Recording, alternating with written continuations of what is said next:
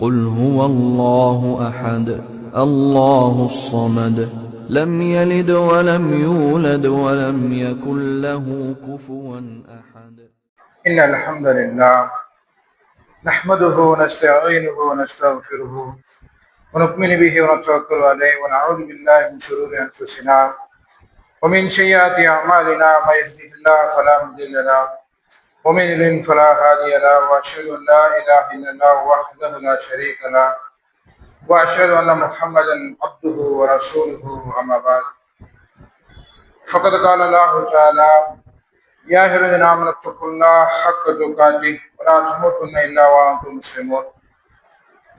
وقال الله تعالى في آية أخرى يا أيها الناس اتقوا ربكم الذي خلقكم من نفس واحدة وخلق منها زوجها وبث منهما رجالا كثيرا ونساء واتقوا الله الذي تساءلون به والأرحام إن الله كان عليكم رقيبا. وقال الله تعالى في آية أخرى يا أيها الذين آمنوا اتقوا الله وقولوا قولا سديدا يصلح لكم أعمالكم ويغفر لكم ذنوبكم ومن يطع الله ورسوله فقد فاز فوزا عظيما. وقال نبينا صلى الله عليه وسلم اللهم صل على محمد وعلى آل محمد كما صليت على إبراهيم وعلى آل إبراهيم إنك حميد مجيد. اللهم بارك على محمد وعلى آل محمد كما باركت على إبراهيم وعلى آل إبراهيم إنك حميد مجيد. رب اشرح لي صدري ويسر لي أمري واحلل عقدة من لساني يفقهوا قولي. புகழும் புகழ்ச்சியும் ஏக இறைவனாகி அல்லாஹ் ஒருவனுக்கே உரித்தாக்கி அவனது அன்பும் அருளும் இவ்வுலகிற்கு இறுதியாக அனுப்பப்பட்ட முஹம்மது நபி ஸல்லல்லாஹு அலைஹி வஸல்லம் அவர்களின் மீதும் அன்னாரின் அடிச்சுவட்டை அப்படி பின்பற்றி வாழ்ந்த உத்தம சத்திய சஹாபாக்கள் சஹாபி பெண்மணிகள் மீதும் தாபியங்கள் மீதும் தபா தாபியங்கள் மீதும் மற்றும் இந்த அவையில் அமர்ந்திருக்கின்ற உங்கள் மீதும் என் மீதும் உங்களுடைய குடும்பத்தார் மீதும் என்னுடைய குடும்பத்தார் மீதும் என்னென்று நின்றமாக இந்த நல்ல நாளில் நம்ம எப்படி ஒன்று கூட்டினானோ அதே போல் நாளை மறுமையில் உயர்ந்த சொர்க்கமான ஜன்னத்துல் ஃபிர்தௌஸ் எனும் சொர்க்கத்தில் உங்களையும் என்னையும் உங்களுடைய குடும்பத்தாரையும் என்னுடைய குடும்பத்தாரையும் கொண்டு கூட்டுவான் என்று துவா செய்வதனாக இந்த ஜும்மாவுடைய முதல் உரை ஆரம்பம் செய்கின்றேன். அன்பார்ந்த சகோதர சகோதரிகளை, நாம் எல்லாம் ஒரு புதிய ஆண்டில் அடியெடுத்து வைத்திருக்கின்றோம். அந்த புதிய ஆண்டினுடைய முதலாவது மாதம் சிறப்பிற்குரிய ஒரு மாதத்துல நாம் எல்லாம் அமர்ந்திருக்கின்றோம். அல்ஹம்துலில்லாஹ். அல்லாஹ் சுப்ஹானஹு வ தஆலா தன்னுடைய திருமறையில சொல்லி காட்டுகிறான் இன்ன உத்தத்த ஷுஹூரில் இன்தல்லாஹ் இஸ்னா அஸ்ர ஷஹ்ரன். அல்லாஹ் என்ன சொல்லி காட்டுகிறான், நிச்சயமாக அல்லாஹ்விடத்துல மாதங்களுடைய எண்ணிக்கை 12. எப்பொழுது இருந்து வானம் பூமி படைக்கப்பட்ட நாட்களில் இருந்தே மாதங்களுடைய எண்ணிக்கை 12 என்று அல்லாஹ் தன்னுடைய திருமறையில சொல்லி காட்டுகிறான். சொன்னது மட்டுமல்லாமல் அடுத்து சொல்லி காட்டுகிறான், இந்த 12 மாதங்கள்ல அல்லாஹ் ஒரு 4 மாதங்களை புனிதமான மாதங்களாக ஆக்குகிறான், கண்ணியமிக்க மாதங்களாக ஆக்குகிறான். அதுல முதலாவது ஒரு மாதத்தை நாம் என்ன செய்திருக்கிறோம், அடியெடுத்து வைத்திருக்கின்றோம். முஹர்ரமுடைய மாதத்துல முஹர்ரம், ரஜப், துல்காதா, துல்ஹஜ் இந்த 4 மாதங்கள் அல்லாஹ்விடத்துல மிகவும் சிறப்பிற்குரிய மாதமாக இருந்து கொண்டிருக்கிறது. அப்போ இந்த மாதத்தை அடையக்கூடிய நாம் இந்த மாதத்துல நாம் என்ன செய்யக்கூடாது, பாவமான காரியங்கள் எல்லாம் நாம் என்ன செய்யக்கூடாது, ஈடுபடக்கூடாது. அல்லாஹ் அதையும் சொல்லி காட்டுகிறான். இந்த மாதத்தை நீங்க அடைஞ்சீங்க சொன்னா என்ன செய்யாதீங்க, பாவத்தின் பக்கம் நீங்க என்ன செய்யாதீங்க, போகாதீங்க, பாவத்தில என்ன செய்யாதீங்க, ஈடுபடாதீங்க என்று அல்லாஹ் தன்னுடைய திருமறையில சொல்லி காட்டுகிறான். அப்போ இந்த மாதத்துல பாவம் செய்யக்கூடாது. அப்போ ஏனைய மாதங்கள்ல பாவம் செய்யலாமா என்று கேட்டால் அப்படியும் கிடையாது.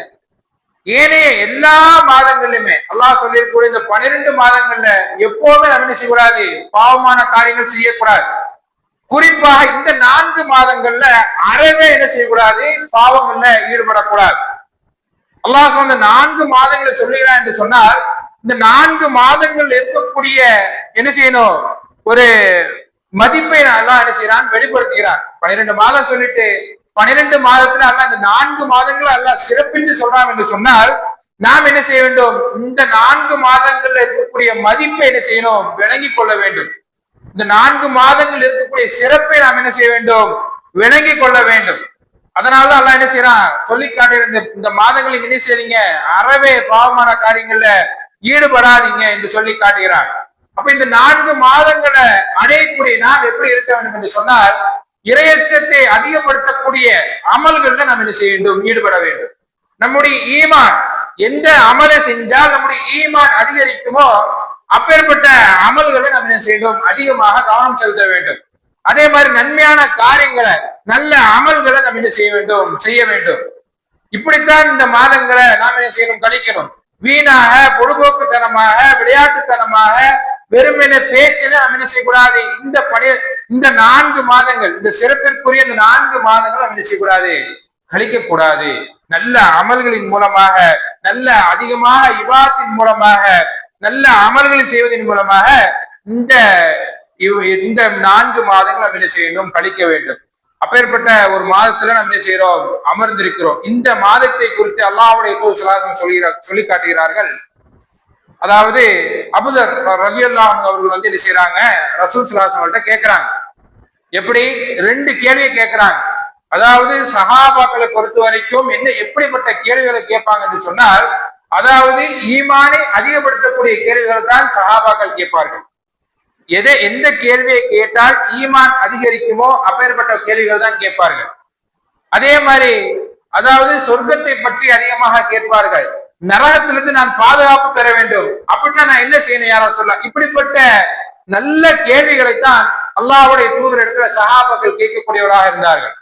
அப்படித்தான் அபூதர் ரலியல்லாஹு அன்ஹு அவர்கள் என்ன செய்யறாங்க, கேள்வி கேட்கிறாங்க. 2 கேள்வி கேட்கிறாங்க. அல்லாஹ்வுடைய தூதரே, இரவுல நான் நின்று வணங்கணும், இரவுல நான் நின்று வணங்கணும். அப்படி நின்று நான் முழுமையான இரவுல நின்று வணங்க நான் தயார். எப்படி, நான் முழுமையான இரவுல நின்று வணங்குவதற்கு தயார். ஆனா அந்த முழு இரவுல எந்த இரவு சிறந்த இரவு அப்படின்னு சொல்லி அல்லாஹ்வுடைய தூதர் இடத்துல அந்த சஹாபி கேட்கிறாங்க. இது ஒரு கேள்வி. 2வது ஒரு கேள்வி கேட்கிறாங்க.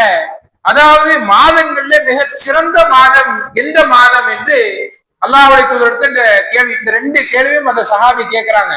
உடனே அல்லாஹ்வுடைய தூதர் ஸல்லல்லாஹு அலைஹி வஸல்லம் சொல்றாங்க, இரவுகளிலேயே மிக சிறந்த இரவு நடுப்பகுதி, நடு இரவு, இதுதான் அதாவது இரவுலே மிக சிறந்த இரவு என்று சொல்லி அல்லாஹ்வுடைய தூதர் ஸல்லல்லாஹு அலைஹி வஸல்லம் சொல்றாங்க. அதே மாதிரி மாதங்களிலே மிக சிறந்த மாதம் அல்லாஹ்வுடைய மாதமாகிய முஹர்ரம் உடைய மாதம் என்று என்ன செய்யறாங்க, அல்லாஹ்வுடைய தூதர் ஸல்லல்லாஹு அலைஹி வஸல்லம் பதிலளிக்கிறார்கள். அப்போ அந்த முஹர்ரம் உடைய மாதத்தை யாரோடு ரசூல் ஸல்லல்லாஹு அலைஹி வஸல்லம் சேர்க்கிறாங்க, அல்லாஹ்வோடு சேர்க்கிறார்கள். அல்லாஹ்வுடைய மாதமாகிய முஹர்ரம் உடைய மாதம் தான் மிக சிறந்த மாதம் என்று அல்லாஹ்வுடைய தூதர் ஸல்லல்லாஹு அலைஹி வஸல்லம் என்ன செய்றாங்க, சொல்லி காட்டுகிறார்கள். அப்போ அல்லாஹ்வுடைய பக்கம் என்ன செய்யறாங்க, இந்த முஹர்ரம் உடைய மாதத்தை சேர்க்கிறாங்க. அதாவது அல்லாஹ் சும்மா எல்லாத்தையுமே தம் பக்கம் என்ன செய்ய மாட்டான், சேர்த்துக்க மாட்டான். ஒரு சில விஷயங்களை தவிர பாருங்க, அல்லாஹ் என்ன செய்யறான், அல்லாஹ்வுடைய வீடு காபத்துல்லா, இது அல்லாஹ்வுடைய வீடு. அல்லாஹ் என்ன செய்யறான், தாம் பக்கம் என்ன செய்யறான், சேர்த்துக் கொள்கிறான். அதே மாதிரி அல்லாஹ்வுடைய ஒட்டகம், அல்லாஹ்வுடைய ஒட்டகம் அப்படின்னு சொல்லி இந்த உயிரினத்தை அல்லாஹ் என்ன செய்யறான், தன்னோடு சேர்த்துக் கொள்கிறான். அதே மாதிரி சில நபிமார்களை என்ன செய்யறான், அல்லாஹ் சுப்ஹானஹு வ தஆலா தன்னோடு இணைத்து சொல்லி காட்டுகிறான். உதாரணமாக இப்ராஹிம் அலைஹிஸ்ஸலாம் அவர்களை தன்னோடு இணைத்து தன்னுடைய அடியார் என்று என்ன செய்யறான், சில நபிமார்களை என்ன செய்யறான் சொல்லி, இப்படித்தான் அல்லாஹ் என்ன செய்யறான், சில விஷயங்களை தன்னோடு என்ன செய்யறான், இணைத்து சொல்கிறான். அப்படி இணைத்து சொல்லும் பொழுது அதனுடைய வெகுமதி நாம் என்ன செய்ய வேண்டும், புரிந்து கொள்ள வேண்டும். அதனுடைய சிறப்பை நாம் என்ன செய்ய வேண்டும், விளங்கிக் கொள்ள வேண்டும். தன்னோடு ஒரு விஷயத்தை இணைத்து சொல்லுகிறான் என்று சொன்னால் அதனுடைய வெகுமதி மிக பெருசு, அதனுடைய வெகுமதி மிக பெருசு. அதே மாதிரி அந்த முஹர்ரம் உடைய மாதமாக இருக்கக்கூடிய இது அல்லாஹ்வுடைய மாதம். இந்த அல்லாஹ்வுடைய மாதத்தில் நாம் என்ன செய்யறோம், நாம் எல்லாம் அமர்ந்திருக்கிறோம். இந்த அல்லாஹ்வுடைய மாதத்தில் நாம் என்ன செய்யணும், அதிகமாக நன்மையான காரியங்களை செய்ய வேண்டும். அபூ ஹுரைரா ரலியல்லாஹு அன்ஹு அவர்கள் சொல்கிறார்கள் இந்த மாதத்தை குறித்து, இந்த மாதம் என்பது அமல்களுக்குண்டான மாதம், அமல்கள் செய்யக்கூடிய ஒரு மாதமாக இந்த முஹர்ரம் உடைய மாதம் இருந்து கொண்டிருக்கிறது என்று அபூ ஹுரைரா ரலியல்லாஹு அன்ஹு என்ன செய்யறாங்க, சொல்லி காட்டுகிறார்கள். அதே மாதிரி மேலும் இந்த முஹர்ரம் உடைய மாதத்துடைய சிறப்பு என்னவென்று சொன்னால், அல்லாஹ்வுடைய தூதர் ஸல்லல்லாஹு அலைஹி வஸல்லம் அவர்கள் ரமலானுக்கு பிறகு அதிகமாக முக்கியத்துவம் கொடுத்து நோன்பு வைக்கக்கூடிய மாதம் இந்த முஹர்ரம் உடைய மாதம். ரமலானுக்கு பிறகு அதிகமா என்ன செஞ்சாங்க, ரசூல் ஸல்லல்லாஹு அலைஹி வஸல்லம் நோன்பு வச்சு முக்கியத்துவம் கொடுத்த ஒரு மாதம் இந்த முஹர்ரம் உடைய மாதம். அதே மாதிரி ரசூல் ஸல்லல்லாஹு அலைஹி வஸல்லம் அவர்கள் என்ன செய்வார்களாம், தேடுவார்களாம். அதாவது ஒரு மாதத்தை தேடக்கூடியவர்களாக இருப்பார்களாம். இப்போ அப்பாஸ் ரலியல்லாஹு அவர்கள் அறிவிக்கிறாங்க, ரசூல் ஸல்லல்லாஹு அலைஹி அவர்கள் ஒரு மாதத்தை தேடுவார்கள். எந்த மாதம்? இந்த முஹர்ரமுடைய மாதத்தை தேடுவார்கள். ஏன்? நோன்பு வைக்க வேண்டும் அந்நாளில் என்று சொல்லி ரசூல் ஸல்லல்லாஹு அலைஹி தேடக்கூடியவர்களாக இருப்பார்கள் இந்த முஹர்ரமுடைய மாதத்தை. அப்ப எவ்வளவு பெரிய சிறப்புக்குரிய மாதத்துல நாம் எல்லாம் அமர்ந்திருக்கோம் என்று பாருங்கள். இந்த மாதத்தை அல்லாஹ்வுடைய என்ன செய்வார்களாம்? தேடக்கூடியவர்களாக இருப்பார்கள். ஏனென்று சொன்னால் இந்த மாதத்தில் என்ன செய்ய வேண்டும்? அதிகமாக நோன்பு வைக்க வேண்டும் என்று. ரமலானுக்கு பிறகு அடுத்தபடியாக இந்த முஹர்ரமுடைய மாதத்தில் தான் அல்லாஹ்வுடைய தூதர் என்ன செய்திருக்காங்க? நோன்பு வச்சிருக்கிறாங்க. அப்ப நாம் என்ன செய்ய வேண்டும்? முடிந்த அளவுக்கு இந்த முஹர்ரமுடைய மாதத்தில் என்ன செய்ய வேண்டும்? நோன்பு நோக்கக்கூடியவர்களாக இருக்க வேண்டும். அதே மாதிரி என்னென்ன நல்ல அமல்களை ரசூல் ஸல்லல்லாஹு அலைஹி சொல்லி இருக்கிறார்களோ அந்த அமல்கள் எல்லாம் இந்த மாதம் நாம் என்ன செய்ய வேண்டும்? செய்ய வேண்டும். இன்றைக்கு பார்க்கிறோம், இன்றைக்கு இந்த முஹர்ரமுடைய மாதம் வந்து விட்டது என்று சொன்னால், இந்த முஹர்ரமுடைய மாதத்தை மக்கள்கள் அடைந்து விட்டார் என்று சொன்னால், சிலர்கள், பெரும்பாலானவர்களுடைய சிலர்கள் என்ன செய்கிறார்கள்? இந்த முஹர்ரமுடைய மாதத்துல அதாவது அல்லாஹ்வுடைய தூதர் காட்டி தராத செயல்கள் எல்லாம் செய்து கொண்டிருக்கிறார்கள். அல்லாஹ்வுடைய தூதர் என்ன செஞ்சிருக்கிறாங்க? நோன்பு நோட்டு இருக்கிறார்கள், நல்ல அமல்களின் பக்கம் ஈடுபட சொல்லி இருக்கிறார்கள். ஆனால் இன்றைக்குள்ள மக்கள் என்ன செய்கிறார் என்று சொன்னால், அதாவது இந்த முஹர்ரமுடைய மாதத்துல குறிப்பாக முஹர்ரமுடைய அந்த 10வது நாள் ஆஷுரா என்று சொல்லக்கூடிய அந்த 10வது நாள் என்ன செய்கிறார்கள்? இன்றைக்கு அது ஒரு விழாவாக இன்னைக்கு என்ன செய்கிறார்கள்? எடுத்து கொண்டாடக்கூடியவர்களாக இருக்கிறார்கள். இன்றைக்கு ஒரு விழாவாக, அதுவும் எது சம்பந்தமாக? இந்த நாள் துக்கம் அனுசரிக்கக்கூடிய நாள் என்று சொல்லி அந்த நாளை ஒரு சிலர்கள் என்ன செய்கிறார்கள்? துக்கம் அனுசரிக்கிறார்கள். ஒரு சில கூட்டம் என்ன செய்கிறார்கள்? மகிழ்ச்சியாக கொண்டாடி கொண்டிருக்கிறார்கள். பாருங்கள், அதாவது ஹிஜ்ரி 61ஆம் ஆண்டு ஈராக்கின் கூஃபாவில் உள்ள கர்பலா என்ற இடத்துல அதாவது ரசூலுல்லாஹ்வுடைய பேரப்பிள்ளை என்ன செய்யறாங்க? ஹுசைன் ரலியல்லாஹு அவர்கள் என்ன செய்யறாங்க? கொல்லப்படுகிறார்கள். அந்த கொல்லப்பட்ட அந்த நாள் தான் நாம் ஆஷுரா என்று சொல்லக்கூடிய அந்த நாள். அந்த ஆஷுரா நாள்ல என்ன செய்யறாங்க? ஹுசைன் ரலியல்லாஹு அவர்கள் என்ன செய்யறாங்க? கொல்லப்படுகிறார்கள். இந்த நாள்ல என்ன செய்யறாங்க? துக்கம் அனுசரிக்கும் விதமாக, அதாவது அந்த நாள்ல என்ன செய்ய மாட்டாங்க? எந்த ஒரு நல்ல காரியமும் செய்ய மாட்டாங்க. சில முஸ்லிம்கள் என்ன செய்யறாங்க? ஹுசைன் ரலியல்லாஹு அவர்கள் அந்த நாள்ல கொல்லப்பட்டதின் காரணமாக துக்கம் அனுசரிக்கும் விதமாக என்ன செய்யறார்கள்? சில பேர் என்ன செய்யறாங்க? அந்த நாட்கள்ல எந்த ஒரு நல்ல காரியமும் நடத்த மாட்டாங்க, எந்த ஒரு நல்ல காரியத்திலும் ஈடுபட மாட்டாங்க. அதே மாதிரி அந்த நாள்ல கறி மீன் சமைக்க மாட்டாங்க. வீட்டுல கறி மீன் என்ன செய்ய மாட்டாங்க? சமைக்க மாட்டாங்க. இப்படி ஒரு கூட்டம் என்ன செய்யுது? துக்கம் அனுசரிக்கக்கூடிய விதமாக என்ன செய்யறார்கள்? இருந்து கொண்டிருக்கிறார்கள். இந்த முஹர்ரமுடைய இந்த 10வது நாள் இப்படி ஒரு கூட்டம் என்ன செய்து கொண்டிருக்கிறது? நடந்து கொண்டிருக்கிறது. ஆனால் இஸ்லாம் என்ன சொல்லுகிறது? துக்கம் அனுசரிப்பதை பற்றி இஸ்லாம் சொல்லி காட்டுகிறது, கணவனுக்கு மட்டும்தான் என்ன செய்யுது? ஒரு மனைவி 4 மாதம் 10 நாட்கள் என்ன செய்ய வேண்டும்? இத்தா இருக்க வேண்டும். மற்றவர்கள் இறந்து விட்டார்கள் என்று சொன்னார், கணவனை தவிர்த்து வேற யாராவது, தந்தையோ இல்ல தாயோ இல்ல வேற யாரோ இறந்து விட்டார் என்று சொன்னால் 3 நாட்களுக்கு மேல் என்ன செய்யக்கூடாது? துக்கம் அனுசரிக்க கூடாது. இது மார்க்கம் தடை விதித்திருக்கின்றது. கணவனுக்கு மட்டும்தான் 4 மாதம் 10 நாட்கள் மனைவி என்ன செய்ய வேண்டும்? இத்தா இருக்க வேண்டும். இன்றைக்கு என்ன செய்கிறார்கள்? இன்றைக்கு வருடம் கழித்து என்ன செய்கிறார்கள்? துக்கம் அனுசரிக்கும் விதமாக எந்த ஒரு நல்ல காரியத்தையும் ஈடுபட மாட்டாங்களா? வீட்டுல கரிமீன் எடுக்க மாட்டாங்களா? இப்படி ஒரு கூட்டம் என்ன செய்து கொண்டிருக்கிறது? துக்கம் அனுசரிச்சு கொண்டிருக்கிறது. பாருங்க, நபிகள் நாயகம் ஸல்லல்லாஹு அலைஹி அவருடைய மனைவி உம்மு ஹபீபா ரலியல்லாஹு அன்ஹா அவர்கள் என்ன செய்யறாங்க? அவங்க தந்தை இறந்துட்டாங்க. அவங்களுடைய தந்தை அபு சுஃபியான் அவங்க என்ன செஞ்சுட்டாங்க? இறந்துட்டாங்க. அவங்க இறந்து 3வது நாள் உம்மு ஹபீபா அவங்க என்ன செய்யறாங்க? நறுமணம் பூசிக்கொண்டதை நான் கண்டேன் என்று சொல்கிறார்கள். நறுமணம் பூசிக்கிட்டு என்ன செய்யறாங்க? வெளியே வராங்க. அப்ப பாருங்க, அந்த 3 நாட்கள் தான் துக்கம் அனுசரிக்கும் விதமாக அவங்க இருந்திருக்கிறாங்க. 3வது நாள் என்ன செய்யறாங்க? 3வது நாளுக்கு மேலாக உம்மு ஹபீபா என்ன செய்யறாங்க? அவர்களுக்கு மேல என்ன செய்யறாங்க? கன்னத்திலும் சரி தோள்பட்டையிலும் சரி அவங்க என்ன செய்யறாங்க? நறுமணத்தை பூசி கொண்டிருக்கிறார்கள். அப்போ இன்றைக்குள்ளவர்கள் என்ன செய்கிறார்கள்? தாயோ தந்தை இருந்தால் 3 நாட்களுக்கு மேல் என்ன செய்கிறார்கள்? துக்கம் அனுசரிக்கூடியவராக இருக்கிறார். நம்முடைய காலகட்டத்துல நாம் வாழக்கூடிய பகுதியில இது நடந்து கொண்டிருக்கிறது. இது நடந்து கணவனுக்கு மட்டும்தான் 4 மாதம் 10 நாட்கள் என்ன செய்யணும்? மனைவி இதா இருக்கணும். மற்றவர்கள் இறந்தார்கள் என்று சொன்னால் 3 நாட்களுக்கு மேலாக யாரும் என்ன செய்யக்கூடாது? வருத்தம் அதாவது துக்கம் அனுசரிக்க கூடாது. இது மார்க்கம் என்ன செய்து தடை விதிக்கிறது. அப்ப இன்றைக்கு உள்ள காலகட்டத்தில் இது என்ன செய்து கொண்டிருக்கிறது, நடந்து கொண்டிருக்கிறது. அதே மாதிரி துக்கம் அனுசரிக்கும் விதமாக தன்னைத்தானே வருத்திக் கொள்கிறார்கள் ஒரு கூட்டம். துக்கம் அனுசரிக்கும் விதமாக தன்னைத்தானே என்ன செய்து கொண்டிருக்கிறார்கள், வருத்திக் கொள்கிறார்கள். அதாவது ஷியா என்ற ஒரு கூட்டம், ஷியா என்ற ஒரு பிரிவினர் என்ன செய்கிறார்கள், தன்னைத்தானே என்ன செய்கிறார்கள், வருத்திக் கொள்கிறார்கள். எப்படி? மாற்றாருடைய கலாச்சாரத்தை போன்று, மாற்றாருடைய வழிமுறைகளை போன்று இன்றைக்கு இந்த கூட்டம் என்ன செய்து கொண்டிருக்கிறது, துக்கம் அனுசரிக்கும் விதமாக தன்னுடைய உடலை என்ன செய்து கொண்டிருக்கிறார்கள், வருத்திக் கொள்கிறார்கள். பிளேடை கொண்டும் அருவாளை கொண்டும் வாள்களை கொண்டும் தன்னுடைய உடலை கீறிக் கொள்ளக்கூடிய அளவிற்கு என்ன செய்து கொண்டிருக்கிறது இன்றைக்குள்ள கூட்டம் இருந்து கொண்டிருக்கிறது. துக்கம் அனுசரிக்கும் விதமாக நாங்கள் துக்கம் அனுசரிக்கிறோம். என்ன செய்யறாங்க, இந்த நாட்கள்ல என்ன செய்யறாங்க, கொல்லப்பட்டாங்க, அதுக்கு நாங்க என்ன செய்யறோம், வருத்தம் தெரிவிக்கிறோம், அதுக்கு நாங்க என்ன செய்யறோம், துக்கம் அனுசரிக்கிறோம் என்று சொல்லி தன்னுடைய உடலை என்ன செய்கிறார்கள், கீறிக் கொள்கிறார்கள். வாளாலும் சரி பிளேடாலும் சரி இன்னைக்கு என்ன செய்யறாங்க, ரத்தத்தை ஓடக்கூடியவராக இன்னைக்கு செய்யக்கூடியது ஒரு கூட்டம் இருந்து கொண்டிருக்கிறது. நபிகள் நாயகம் ஸல்லல்லாஹு அலைஹி வஸல்லம் சொல்லி காட்டுகிறார் பாருங்கள். அதாவது துக்கத்தின் காரணமாக கன்னங்களில் அரைந்து கொள்பவனும் சட்டை பையை கிழித்துக் கொள்பவனும், அதாவது அறியாமை கால பழக்க வழக்கங்களை என்ன செய்து பழக்க வழக்கங்களுக்காக அழைப்பு விடுப்பவனும் நம்மை சார்ந்தவன் அல்ல என்று சொல்லி காட்டுகிறார்கள். எப்படிப்பட்டவன்? துக்கத்தின் காரணமாக கன்னத்துல தானே அரைந்து கொள்வது. துக்கம் இன்னைக்கு பாக்கிறோமா, நிறைய ஒரு மையத்து வீட்டுல என்ன செய்யறாங்க, நிறைய மையத்து வீட்டுல என்ன செய்ய ஒரு ஒரு ஒரு மரணம் ஒரு மரணம் அடைந்து விட்டாருன்னு சொன்னால் அந்த குடும்பத்தை சார்ந்தவர்கள் என்ன செய்யறாங்க, நெஞ்சில எடுத்துக்கொண்டு கன்னத்துல அடித்துக்கொண்டு அழக்கூடிய ஒரு காட்சியை நாம் என்ன செய்யறோம், பார்க்கிறோம், காட்சியை பார்க்கிறோம். அதான் ரசூலுல்லாஹ் சொல்றாங்க, துக்கத்தின் காரணமா யாரும் என்ன செய்யக்கூடாது, கன்னத்துல அரைந்து கொண்டு தன்னுடைய சட்டை பையை கிழித்து கொண்டு என்ன செய்யக்கூடாது, யாரும் துக்கம் அனுசரிக்க கூடாது. இப்படி அழிக்கக்கூடியவன் நம்மை சார்ந்தவன் அல்ல என்று நபிகள் நாயகம் ஸல்லல்லாஹு அலைஹி வஸல்லம் செய்றாங்க, சொல்லி காட்டுகிறார்கள். அப்ப தன்னை தானே வருத்திக் கொள்ளக்கூடாது.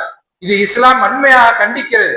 தன்னுடைய உடலே என்ன செய்கிறார்கள், கீறிக்கொண்டு என்ன செய்யறார்கள், துக்கம் அனுசரிக்கிறார்கள். இந்த மாதிரி விஷயங்களை ஈடுபடக்கூடாது.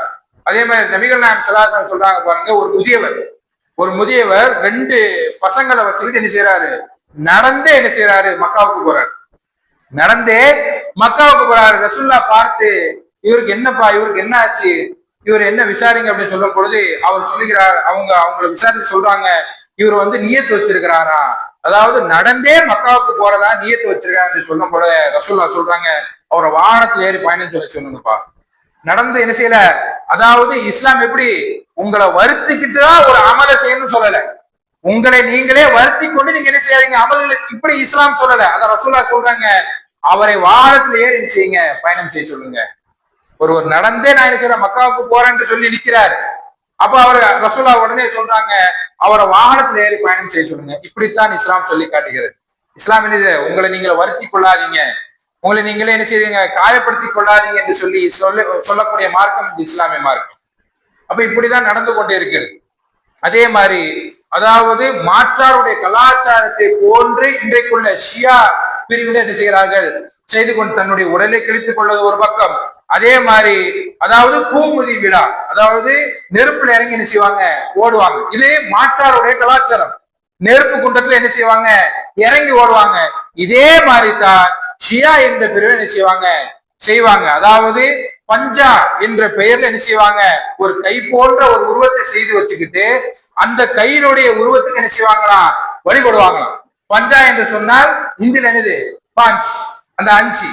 அதாவது நபி அந்த ஃபாத்திமா அவங்களுடைய ஃபேமிலி ஃபுல்லா சொல்லுவாங்க, யா அலி, யா ஹுசேன், யா ஃபாத்திமா, இப்படி ஒரு 5 பேரை என்ன செய்வாங்க, அடிப்படையா வச்சு அந்த பஞ்சா என்ற பெயரை சொல்லிக்கிட்டு என்ன செய்வாங்க, ஒரு கை போன்ற ஒரு உருவத்தை செஞ்சு வச்சுக்கிட்டு என்ன செய்வாங்களா, அந்த உருவத்துக்கு என்ன செய்வாங்களா, வழிபடுவாங்களாம். அந்த உருவத்துக்கு என்ன செய்வாங்க, நேர்ச்சி செய்வாங்களாம். அந்த உருவத்தில போய் என்ன செய்வாங்களா, துவா கேட்பாங்களாம். இப்படித்தான் இவருடைய வழிமுறை என்ன செய்து கொண்டிருந்தது. இந்த துக்கம் அனுசரிக்கும் விதமாக இந்த ஆசிராவுடைய நாள்ல இப்படிப்பட்ட அனாச்சாரம் நடந்து கொண்டிருக்கு, இன்று வரைக்கும் நடக்குது.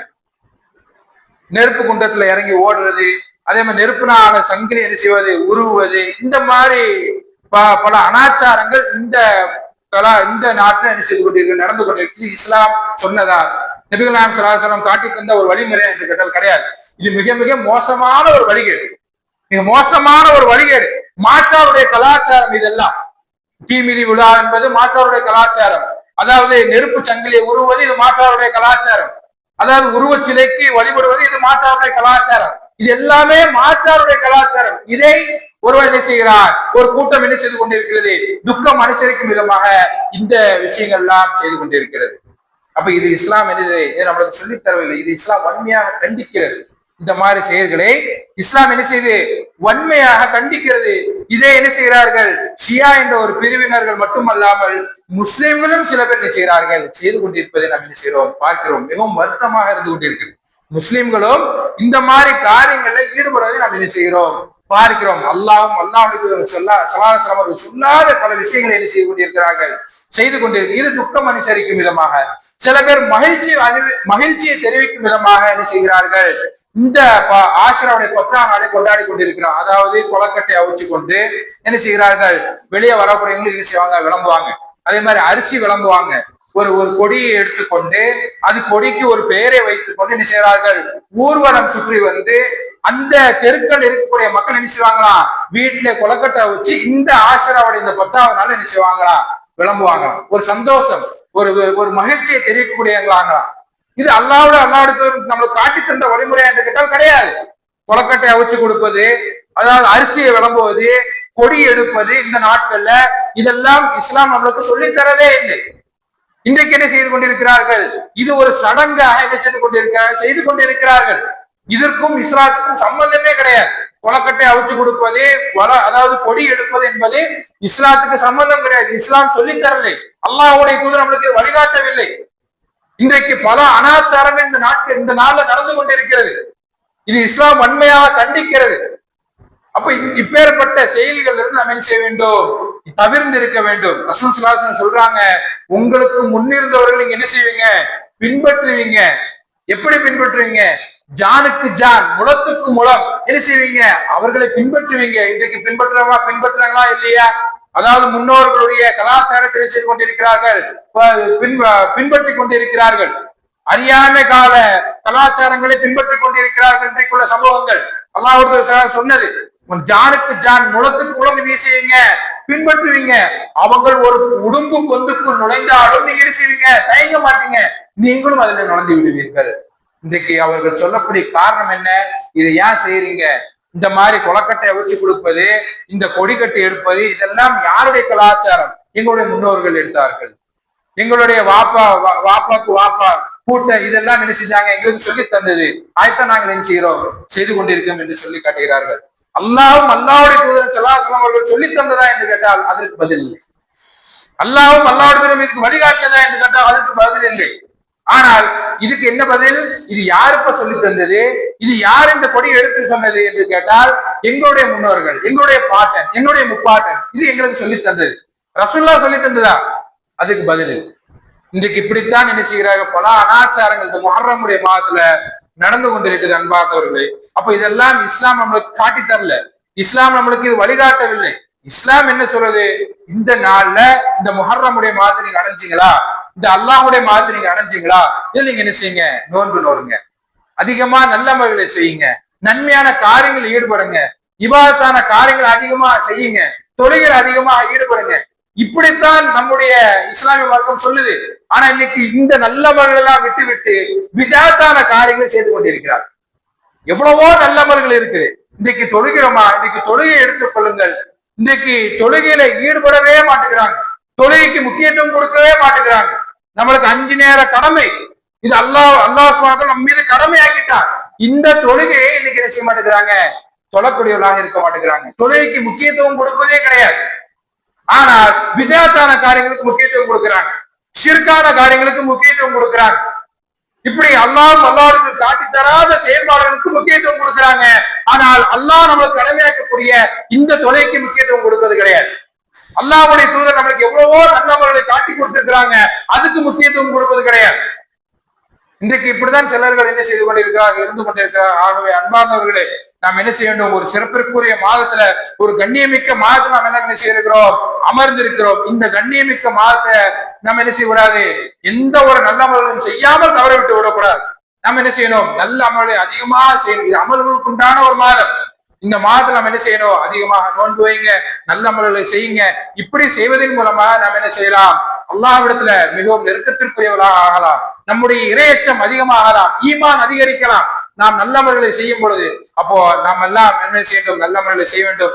எந்தெந்த காரியங்கள்லாம் செஞ்சால் ஈமான் அதிகரிக்குமோ அப்பேற்பட்ட நற்காரியங்களை செய்து அல்லாஹ்விடத்துல மிகவும் நெருக்கத்திற்குரிய பாக்கியத்தை அல்லாஹ் நம்ம அனைவருக்கும் தந்தல் புரிவானாக.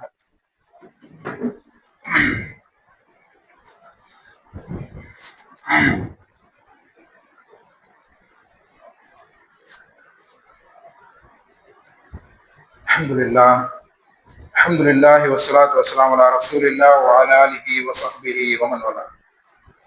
அன்பார்ந்த சகோதர சகோதரிகளே, இந்த முஹர்ரம் மாதத்துடைய சிறப்புகளையும் அதில் நடக்கக்கூடிய அனாச்சாரங்களை பற்றியும் பார்த்தோம்.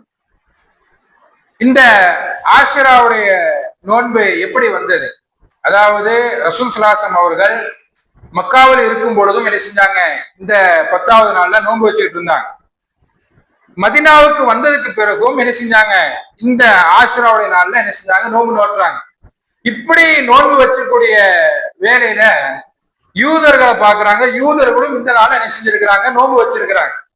அப்ப உடனே ரசூல் ஸல்லல்லாஹு அலைஹி வஸல்லம் கேட்கிறாங்க, நீங்க ஏன் இந்த நாள்ல நோன்பு வச்சிருக்கிறீங்க அப்படின்னு கேட்கும் பொழுது யூதர்கள்லாம் சொல்றாங்க, இந்த நாள்ல தான் எங்களுடைய உம்மத்து, அதாவது மூசா அலைஹிஸ்ஸலாம் அவர்களை என்ன செஞ்சாங்க? காப்பாற்றப்பட்ட இந்த நாள்.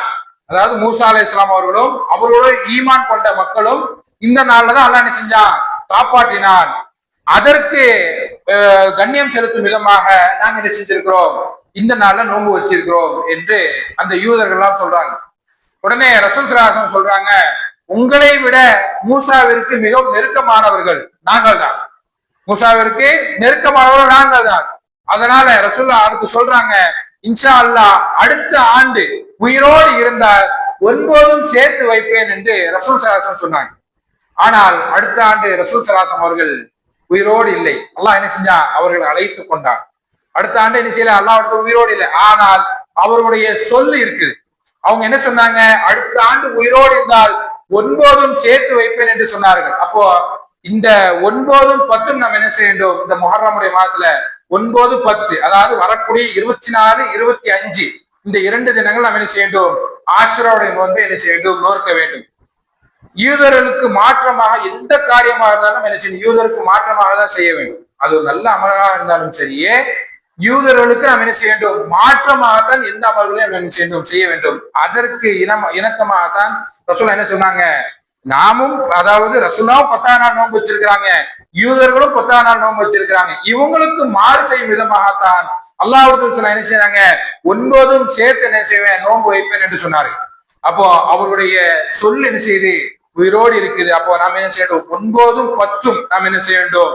வரக்கூடிய 24, 25 ஆகிய நாட்கள் நாம் என்ன செய்ய வேண்டும்? ராஷியாவுடைய நோன்பையும் ஆஷிராவுடைய நோன்பை நம்ம என்ன செய்ய வேண்டும்? நோக்க வேண்டும். இந்த நோன்பிற்கு என்ன சிறப்பு? அதாவது இந்த நோன்பு என்பது முன்னாடி ரமலான் வருவதற்கு முன்னதாக இந்த நோன்பு கடமையாக்கப்பட்டிருந்துச்சு.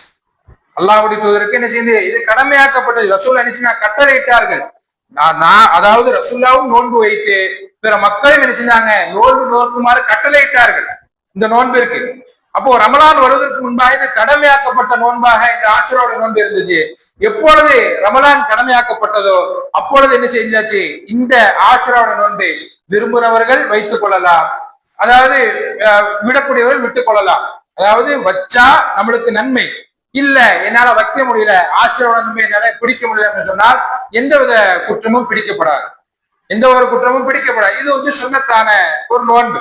அப்போ வச்சா என்ன நன்மை, வச்சா என்ன பலன் என்று சொன்னால், அதாவது அபு கத்தாதா அவங்க சொல்றாங்க, ஆஷிராவுடைய நோன்பு, ஆஷிராவுடைய நோன்பை நோற்பவர் முன் சென்ற ஒருவரோட பாவத்திற்கு பரிகாரமாக இருந்து கொண்டிருக்கிறது. இந்த ஆஷிராவுடைய நோன்பை நோற்பதன் மூலமா என்ன பலன்? அதாவது நாம் சென்ற முன் சென்ற பாவங்கள், ஒருவரோட பாவங்கள் என்ன செய்யப்படுகிறது? மன்னிக்கப்படுகிறது. அதாவது சிறு சிறு பாவங்கள். பெரும்பாவங்களுக்கு இப்பேற்பட்ட அமல்கள் எல்லாம் என்ன செய்யாது? பரிகாரம் கிடையாது. பெரும்பாவங்களுக்கு தௌபாவை தவிர வேற எந்த ஒரு அமலும் ஈடாகும். தௌபாதான் தேடும். பெரிய பெரிய அமல்கள் செஞ்சிருப்பாங்க, பெரிய பெரிய தவறுலாம் செஞ்சிருப்பாங்க. இந்த தவறுக்கு பரிகாரமாக அந்த அமல்கள் எல்லாம் என்ன செய்யாது? ஈடாகாது. சிறு சிறு பாவங்கள், தெரிந்தோ தெரியாமலோ சிறு சிறு பாவங்கள் நம்ம செஞ்சிருப்போம். இந்த பாவத்திற்கு பரிகாரமாகத்தான் இப்பேற்பட்ட அமல்கள் எல்லாம் அமையும்.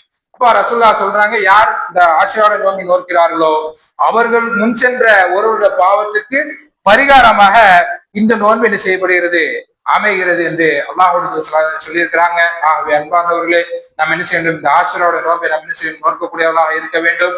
நோன்பை நோற்று இந்த நோன்பினுடைய சிறப்பை நாம் என்ன செய்ய வேண்டும், அடைய வேண்டும். இன்றைக்கு எதெல்லாம் கேட்டோமோ அதன் அடிப்படையில் நம்முடைய வாழ்க்கை அமைத்துக் கொள்ளக்கூடிய பாக்கியத்தை நம் அனைவருக்கும் தந்து புரிவானாக. வாஹிது அல்ஹம்துலில்லாஹி ரப்பில் ஆலமீன். يا أيها الذين آمنوا اتقوا الله وقولوا قولا سديدا يصلح لكم أعمالكم ويغفر لكم ذنوبكم ومن يطع الله ورسوله فقد فاز فوزا عظيما.